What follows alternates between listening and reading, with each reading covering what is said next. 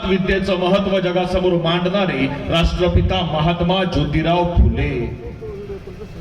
मी प्रथमता आणि अंतिमता भारतीय आहे आणि भारतीयच राहणार असं म्हणत ज्या युगपुरुषाने भगवे, हिरवे, निळे, पिवळे असे सगळे झेंडे बाजूला सारत तिरंग्याला सर्वोच्च स्थान दिलं ते भारताचे महान सुपुत्र विश्वरत्न डॉक्टर बाबासाहेब आंबेडकर. जग बदल घालून गाव सांगून गेले मला भीमराव या शब्दात आपला इतिहास जगासमोर मांडत छत्रपती शिवाजी महाराजांचा इतिहास ज्यांनी महाराष्ट्रामध्ये नव्हे भारतामध्ये नव्हे तर रशियापर्यंत जाऊन सांगितला ते लोकशाहीर अण्णाभाऊ साठे. बाप हो, जेवणाचं ताट मोडा, पोराले कपडे घेऊ नका, बायकोले साडी घेऊ नका, पण पोराले शाळेत शिकाले धाडा असा जगावेगळा संदेश देणारे राष्ट्रसंत गाडगे बाबा. शुद्ध हवा पाणी ऋतू हाच विवाहाचा मुहूर्त, बाकीचे झंझट फालतू मानतो आम्ही या शब्दात खरा विज्ञानवाद जगासमोर आणणारे राष्ट्रसंत तुकडोजी बाबा, संत भगवान बाबा, राष्ट्रमाता राजमाता माँसाहेब जिजाऊ, श्री शिक्षणाच्या देवता सावित्रीबाई फुले, लोकमाता अहिल्यादेवी होळकर, महामाता रमाबाई आंबेडकर यांच्यासह तमाम महापुरुषांना, युगपुरुषांना आणि महामातांना वंदन करून तुम्हा सर्वांच्या टाळ्यांच्या गजरात छत्रपती शिवरायांना प्रथमता मानाचा मुजरा करतो.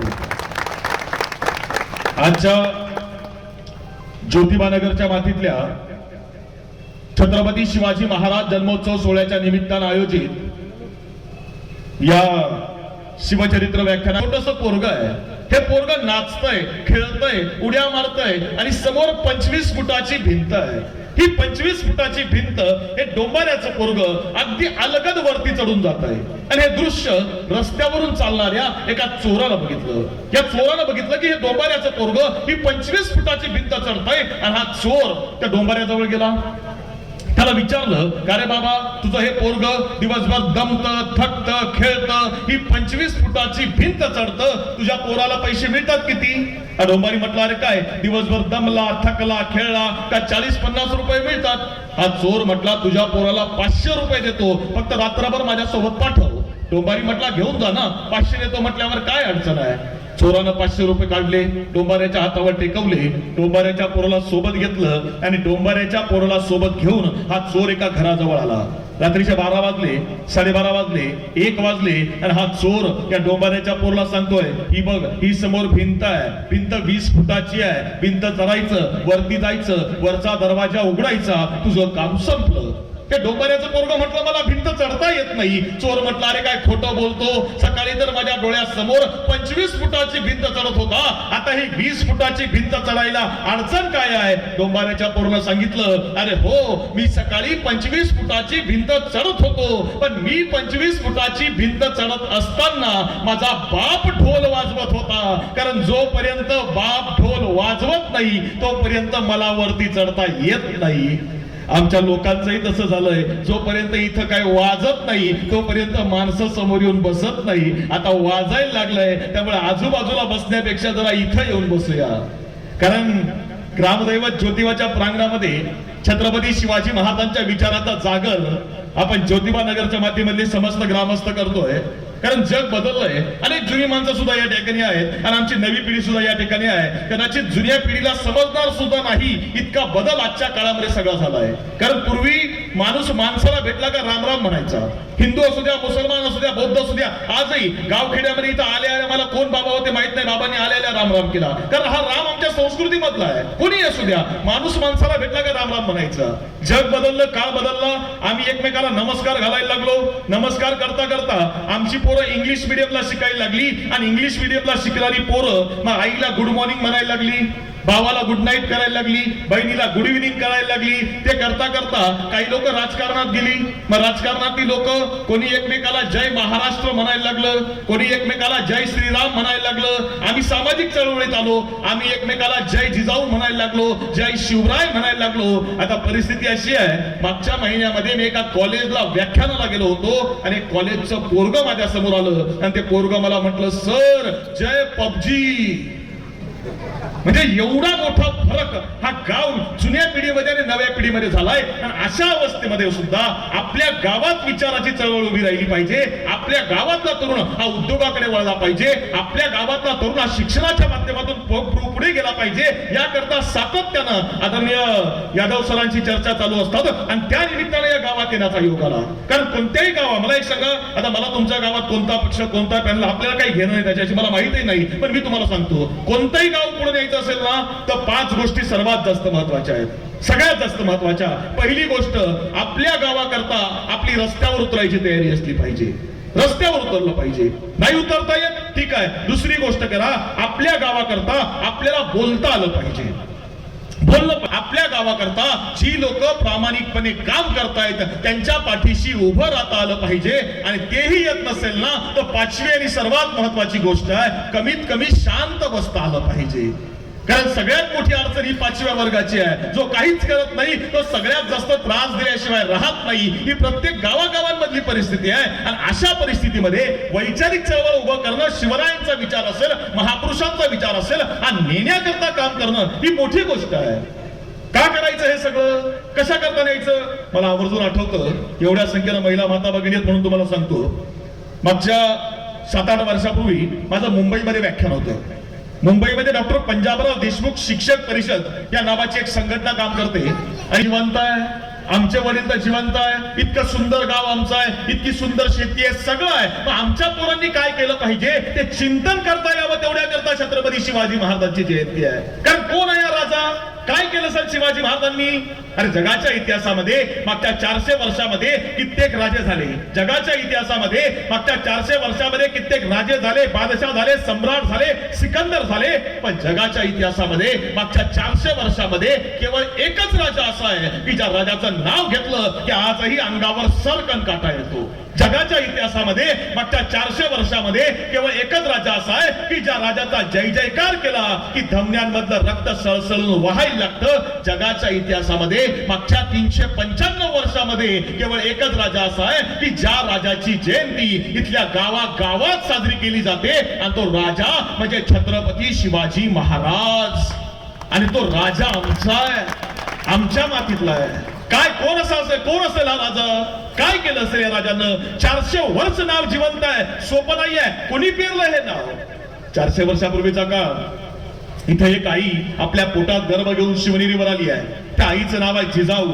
त्या जिजाऊ शहाजी राजांच्या पत्नी म्हणजे लखुजीराव जाधवांची कन्या.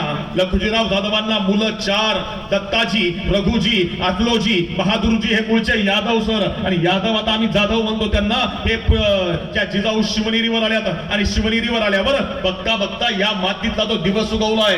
तारीख आहे 19 फेब्रुवारी 1630. आणि शिवनेरीवर जिजाऊंच्या पोटी एक पुत्र जन्माला आला ज्या मुलाचं नाव ठेवलं गेलं शिवाजी. आणि महाराष्ट्रात शिवाजी राजे नावाचा पोर जन्माला आला. आणि हा पोर एक वर्षानं मोठा होतोय. 1 वर्ष, 2 वर्ष, 4 वर्ष, 5 वर्ष. मी जर का आता तुम्हाला विचारलं की शिवाजी महाराजांचे मित्र कोण होते तर तुम्ही सगळे मला नावं सांगणार. कारण आता सगळे पिक्चर बघितलेत आम्ही, आम्हाला आधी माहिती आहेत नावं. तानाजी आहे, बाजी आहे, येसाजी आहे, मुरारबाजी आहे, चिमणाजी आहे, बाळाजी आहे. शिवाजी महाराजांचे मित्र आहेत सगळे. नाही, हे शिवाजी महाराजांचे मित्र नाहीत. हे शिवाजी महाराजांच्या आई मासाहेब जिजाऊ यांनी जोडून दिलेले मित्र आहे. का? कारण जिजाऊंना जगातलं सगळ्यात मोठं तत्वज्ञान माहिती आहे. जगातलं सगळ्यात मोठं तत्वज्ञान काय माहिती आहे? जे आमच्या आईला सुद्धा समजलं पाहिजे. काय? की आपल्या मुलाचे मित्र कोण आहेत यावर आपल्या मुलाचं भविष्य अवलंबून असतं. आपल्या मुलाचे मित्र जर चांगले असतील तर आपला मुलगा चांगल्या वळणावर चालणार. आपल्या मुलाचे मित्र जर वाईट आणि व्यसनी असतील तर आपला मुलगा वाईट वळणावर चालणार. हे साधं सोबत तत्वज्ञान आहे. हे जिजाऊंना त्या काळात माहिती आहे. आणि म्हणून सोबत जी माणसं जोडून दिलीत ना ही निष्ठावान आहेत, चरित्र संपन्न आहेत, बुद्धिमान आहेत, हुशार आहेत, असा एक माणूस जोडून दिलाय. कशी जोडली असतील बरं ही लोक? साधी गोष्ट आहे. जावळीच्या खोऱ्यामध्ये उमरखे नावाचं गाव आहे आणि गावामध्ये दवंडी देणारा आलाय आणि दवंडी देणारा आवाज देतोय, ऐका हो ऐका. पुण्यामधून लाल महालामधून मासाहेब जिजाऊ आणि बाल शिवबाराजे यांनी दवंडी पाठवली आहे की जो कोणी शेतकऱ्याच्या पिकाचं नुकसान करणाऱ्या रानडुकराला मारून आणील त्याला 1 रानडुक्कर मारल्यावर सोन्याचा 1 होत बक्षीस दिला जाईल. ऐका हो ऐका. दवंडी देणारा निघून गेला आणि एक छोटस पोरग आपल्या भावाला विचारतंय, अरे दादा चालतोस का पुण्याला, मारूया रानडुक्कर आणि घेऊन जाऊया पुण्यामध्ये. भाऊ म्हणतोय, काय करायचं रानडुक्कर, कशाला पाहिजे तुला सोनं. दादा सोनं नको रे, शिवबाराच्या भेटन की, मासाहेब भेटतील की, चल की रे दादा. आणि शेतकऱ्याचीच पोरं दुसऱ्या दिवशी घरामधून बाहेर पडली, जंगलात आली, दिवसभर जंगलात फिरली, एक नाही दोन नाही 3 रानडुकर मारली, पाय तोडले, खांद्यावर टाकलेत आणि आलेत पुण्यामध्ये.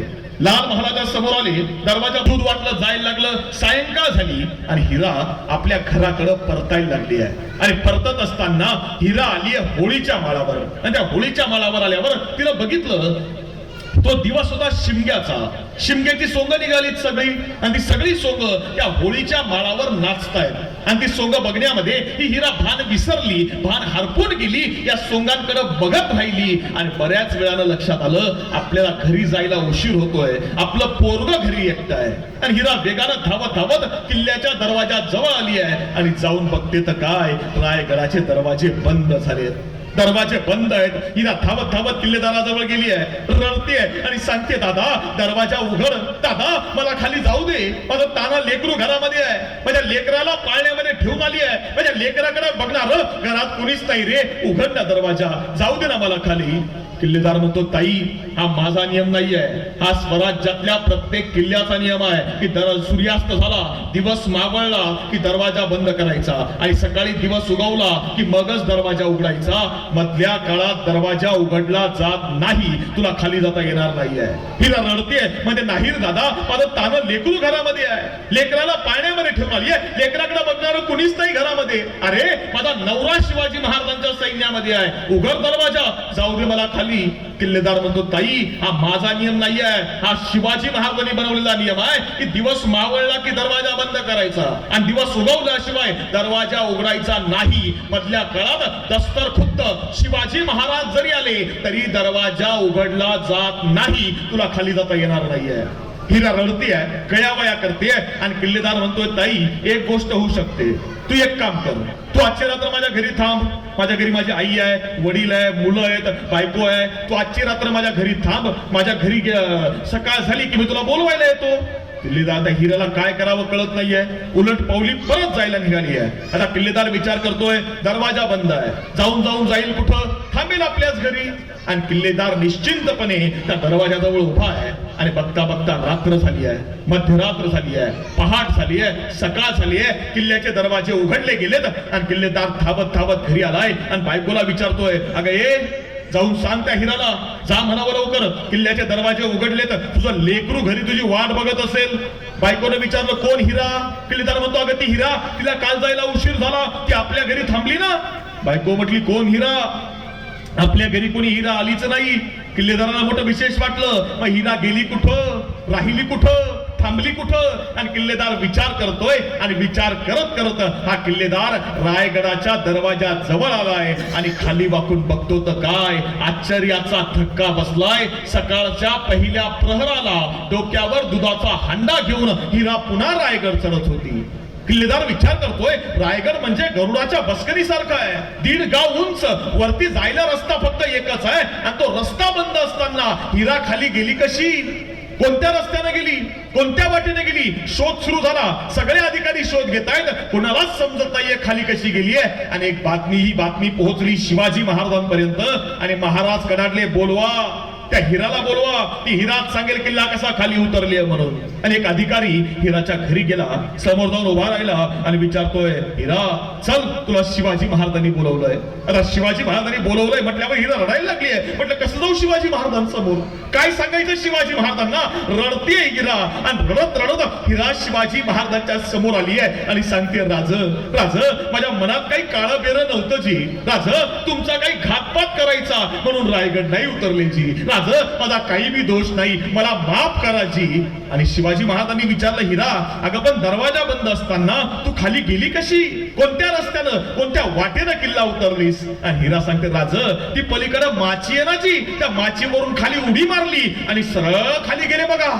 राजे कडाडले हिरा त्या माचीवरून, तिथं हिंस्र जनावर असतात, पशु असतात. अरे सापाला सरपटणं तिथं अवघड आहे, तू खाली गेली कशी? आणि हिरा सांगते, राज काही कळलं नाही बघा, माझ्या कानाला फक्त माझ्या लेकराचं रडणं ऐकू येत होतं, माझ्या डोळ्याला फक्त माझं तानं लेकरू दिसत होतं, काही समजलं नाही. जेव्हा घरी पोहोचले आणि माझ्या लेकराला उराशी कवटाळलं ना, तेव्हा समजलं की घरी पोहोचले म्हणून. आणि त्यावेळी शिवाजी राजे तार दिशी उठून उभे राहिले आणि कडाडले, हिरा अर्ध्या स्वराज्यामध्ये तुझ्यासारख्या या सगळ्याच्या वर त्या ठिकाणी बाजारपेठ शिवाजी महाराजांनी उभी केली आहे. आणि शिवाजी महाराजांनी त्या काळात सुरू केलेला व्यापार हा इराक, इराण, तुर्कस्तान पर्यंत चालत होता. रेशमी कापड असेल, मसाल्याचे पदार्थ असतील, इतर वस्तू घेऊन शिवाजी महाराजांची जहाजं ही परदेशामध्ये जायची आणि तिथून माल घेऊन इकडे भारतामध्ये यायची. शिवाजी महाराजांनी उद्योग व्यवसाय सुद्धा त्या काळात उभा केला होता. आम्ही का घाबरतोय?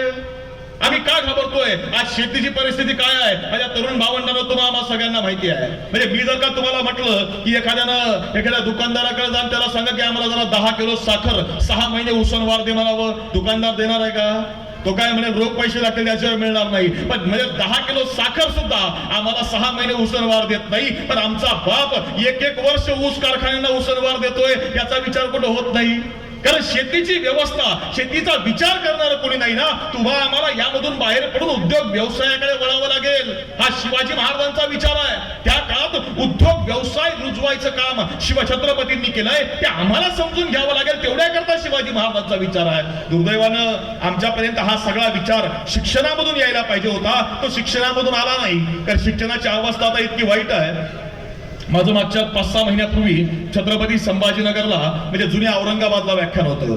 आता रोज व्याख्यानाच्या निमित्तानं प्रवास करावा लागतो. मी राहायला पुण्यामधून आहे आणि त्यामुळे गाडीतून प्रवास करताना बऱ्याचदा पाठ दुखते. त्यामुळे विचार केला की आपण शिवाजीनगरला जाऊ, शिवाजीनगर बस स्टॉपला, आणि शिवशाही मधून जरा आराम करत जाऊया. पुण्यामध्ये शिवाजीनगरला आलो, शिवशाहीमध्ये बसलो. शिवशाही चालू झाली आहे. शिवशाही त्या अहमदनगर पर्यंत आली. अहमदनगरला आल्यावर माझ्या बाजूच्या सीटावर एक म्हातारी आजी येऊन बसली. आजीसोबत एक 3-4 वर्ष वयाचं पोरगं होतं, नातू असेल आजीचा. आणि गाडी चालू झाली आहे. आणि गाडी चालू झाल्यानंतर त्या आजीला झोप लागते. बरे पोरगं काय आजीला झोपू देत नाही. सारखी आजीची पिशवी ओढ, आजीचा पदर ओढ, आजीची पाण्याची बाटली ओढ, सारखा आजीला त्रास देत आहे. बराच वेळ गोंधळ चालू आहे. आणि बऱ्याच वेळानं आजी मला म्हटली, बाळा मला जरा मदत करतो का?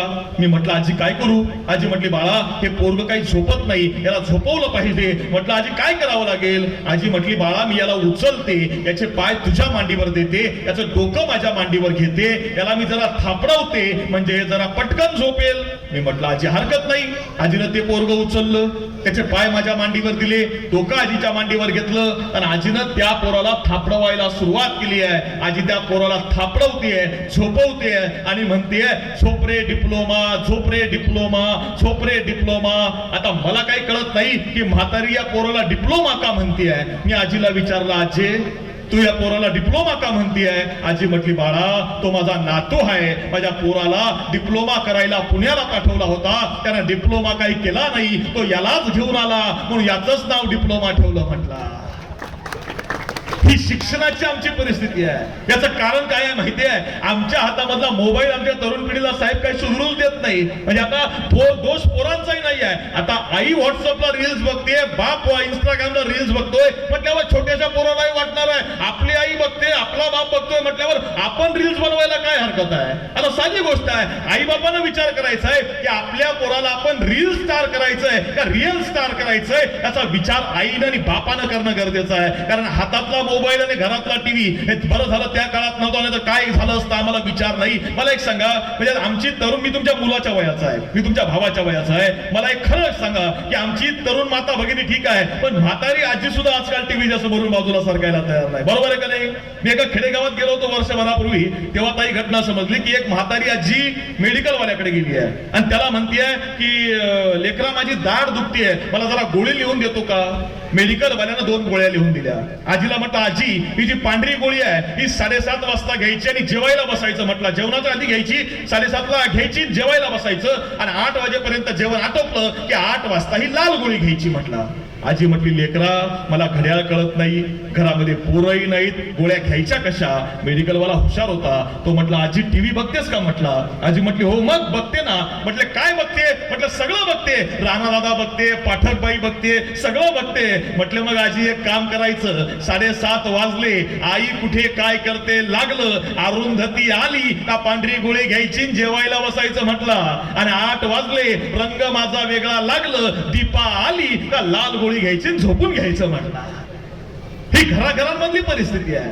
मग पिढी घडवायची कोणी? मला एक सांगा, शिवाजी महाराजांच्या विचाराने जगणारी माणसं नाहीत का? जिजाऊंच्या विचाराने जगणारी आई? बाप पोराला आवाज देतोय, अरे बेटा जरा माचीस घेऊन ये. पोरग विचारतंय, बाबा माचीस कशाला? बाप सांगतो आण, सिगरेट पेटवायची आहे. पोरग माचीस अशी आणून देतोय की बाप जणू काय आता ऑलिम्पिकची मशाल पेटवणार आहे. आणि मग बापाचं सुरू, तोंडातून धूर, नाकातून धूर, कानातून धूर. दुसऱ्या दिवशी ते पोरगा अख्ख्या वर्गात सांगतं, काय आपला बाप म्हणजे 1 नंबर जादूगार आहे, सगळीकडून धूर काढतो, सगळीकडून धूर. पण तेच पोरग म्हातारपणी जेव्हा आई बापाचा धूर काढतं ना, तेव्हा आम्हाला संस्कारांची किंमत कळते की हे का रुजवायचे असतात, का शिवजयंती साजरी करायची आहे. मला एक सांगा, इथं आता आम्ही आई वडील बसलोय, 10वी 12वीच्या परीक्षा चालू आहेत, 10वीचा पेपर संपला, 12वीच्या परीक्षा संपल्या. आमची पोरं आम्हाला सांगतात, काय मी 12वी पास झालो ना, मला मोबाईल घेऊन द्यायचा. बरोबर आहे, मी 12वी पास झालो ना, मला गाडी घेऊन द्यायची. 12वी पास झाल्यावर तुमचं आपलं पोरग मोबाईल कोणत्या कंपनीचा मागतंय? कोणतं? ऍपल. भारीतलाच मोबाईल. किरकोळ आमची पोरं मागत नाही, ऍपल शिवाय मागतच नाही. ऍपल घेऊन द्यायचा आई, ऍपल घेऊन द्यायचा बाबा. ही आमच्याकडे प्रत्येक घरांमधली परिस्थिती आहे. पण आम्ही कधी मुलाला सांगितलं का मला ऍपल कोणी बनवला? कोण होता तो उद्योजक? कोणी केली असेल सुरुवात? जगात ही हा माईक कोणी बनवला? बाळा हे स्पीकर कोणी बनवले? हे ज्यावेळी आम्ही आमच्या मुलांच्या काळजावर भिनवू ना, तेव्हा पोरं कोणी मोठी होतील, तेव्हा पोरं उद्योजकाकडे वळतील, उद्योग व्यवसायाकडे वळतील. तुम्हाला सांगतो, जगातला सगळ्यात मोठा उद्योग आमचा आहे. काय? 1 किलो लोखंड जर टाकलं तर बाहेर किती पडतंय? 1 किलो लोखंड फॅक्टरीमध्ये टाकलं, त्या कंपनीमध्ये 1च किलो बाहेर पडणार. 1 किलो प्लास्टिक टाकलं तर बाहेर किती पडणार? 1च किलो बाहेर पडणार. आमचा बाप मुठभर टाकतो धान्य, तरी काय पोतभर बाहेर येतंय, तरी आमचा उद्योग तोट्यामध्ये आहे. मग अशा वेळी आम्हाला दुसरीकडे वळावं लागेल ना, दुसरीकडे वळावं लागेल. तुम्हाला उदाहरण सांगतो, अमेरिकेमध्ये कॅलिफोर्निया म्हणून राज्य आहे. या कॅलिफोर्नियामध्ये सान फ्रान्सिस्को म्हणून एक शहर आहे. या शहरामध्ये अनैतिक संबंधामधून एक पोरग जन्माला आलं. आता हे पोरग अनैतिक संबंधामधलं आहे, त्यामुळे त्याला तिथलं नागरिकत्व मिळत नव्हतं, राहू दिलं जात नव्हतं. मग काय करावं? आई बापाला ठरवलं हे पोरग कुठतरी टाकून द्यायचं. पण आई म्हटली नाही, टाकून नाही द्यायचं, आपलं पोरग आहे, टाकायचं कसं? त्यांनी ते पोरग घेतलं आणि एका सुताराच्या घराच्या बाहेर ठेवून दिलं. सकाळ झाली, त्या सुतारानं दरवाजा उघडला आणि बाहेर बघितलं, हे पोरग कुणाचं आहे? त्यानं गावभर ते पोरग फिरवलं, अरे पोरग कुणाचं आहे? माझ्या घराच्या बाहेर ठेवलंय, कुणाचं